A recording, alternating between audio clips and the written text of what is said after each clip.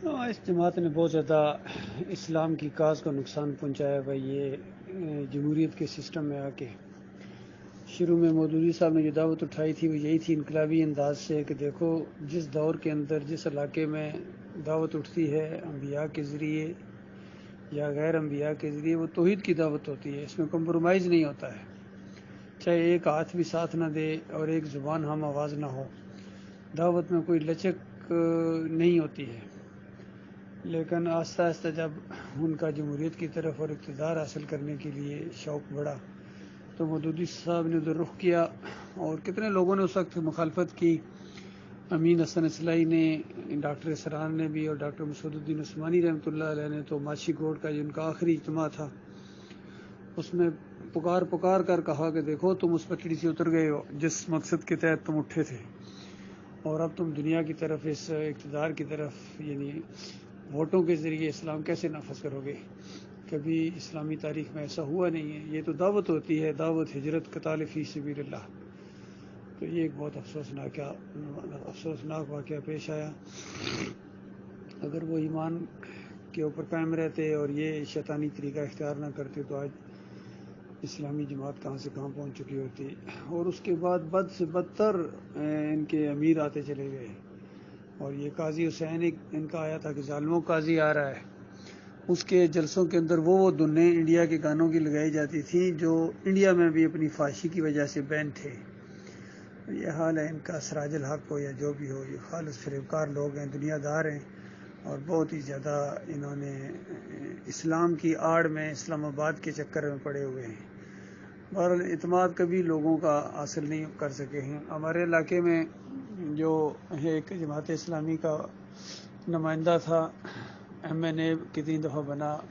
راجہ ظہیر، وہ ہمارے عمران بھتیجے کا وہ رشتہ دار بھی تھا، اس کی بیوی کا ماموں یا چچا تھا۔ تو علاقے کے پیر نے یہ اعلان کر دیا کہ راجہ ظہیر جو ہے نا یہ وہابی ہے، اس کو ووٹ نہیں دینا ہے۔ تو اس کی بڑی پریشانی ہوگی، لوگوں نے بھی منہ پھیر لیے، پیروں کے لوگ بہت مانتے ہیں۔ تو یہ وہاں گیا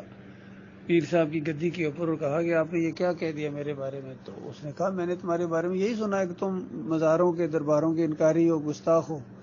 تو ظاہری بات ہے ہم گستاخ کو تو ووٹ نہیں دیں گے میرے مرید۔ تو اس نے کہا بھی کیا کرنا ہے پھر؟ اس نے کہا آؤ جمعرات کو چادر چڑھاؤ، مزار کے اوپر چادر چڑھاؤ، تو پھر میں اعلان کر دوں گا کہ یہ گستاخ نہیں ہے۔ تو اس نے کہا ٹھیک ہے۔ راجہ ظہیر نے وہاں جا کے چادر چڑھائی،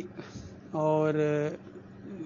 وقتی طور تو پیر صاحب ذرا خوش ہو گئے، لیکن جب یہ وہاں سے آئے تو پیر صاحب نے پھر اعلان کیا کہ چادر چڑھائی تو ہے، لیکن میں نے محسوس کیا ہے اور میرے کچھ لوگوں نے محسوس کیا ہے کہ عزت اور احترام کے ساتھ نہیں چڑھائی، یہ تھوڑی سی ایسی چادر ایسے پھینکنے والا انداز محسوس ہوا ہے۔ تو اگلی جمعرات کو پھر چڑھانے آئے، اگلی جمعرات کو پھر اس نے چادر چڑھائی، اور پھر پیر صاحب نے اعلان کیا کہ ہاں اب یہ جو ہے نا یہ درباروں کے ماننے والے ہیں، اب جس کو دل کرتا ہے اس کو ووٹ دے دو۔ تو یہ حال ہے ان کا۔ اسی طریقے سے مودودی صاحب کی زندگی میں پروفیسر غفور نائب امیر کی حیثیت سے بری امام چادر چڑھانے گئے ہیں، اور وہاں جا کے یہ اخباروں کے اندر باقاعدہ ان کی پوری تقریر آئی تھی کہ اعلان کیا انہوں نے کہ یہ اسلام آباد کے اس حلقے سے اگر تم مجھے کامیاب کرو تو میں جو راولپنڈی سے بری امام روڈ آتی ہے اس کو اتنا چوڑا کر دوں گا جتنی اسلام آباد کی سڑکیں ہیں، تاکہ آسانی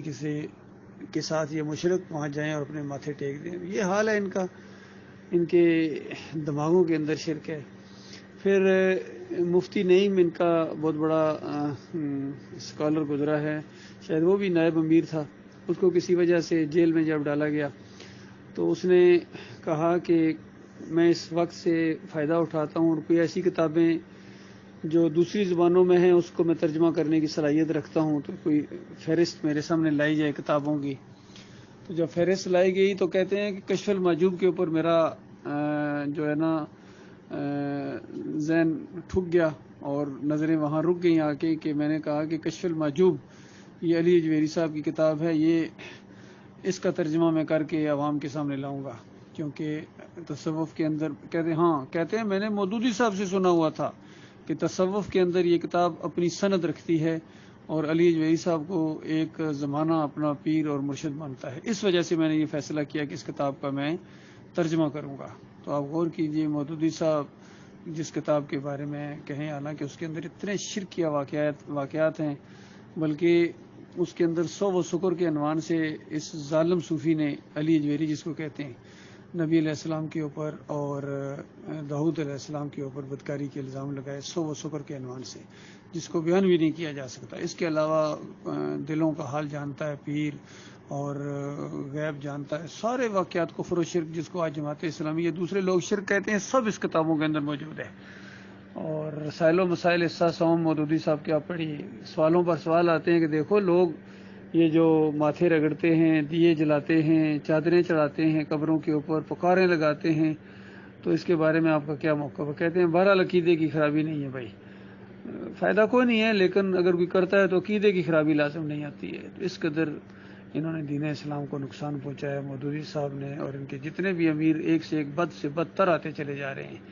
اللہ تعالیٰ ان کے فریب سے انسانیت کو نکالے۔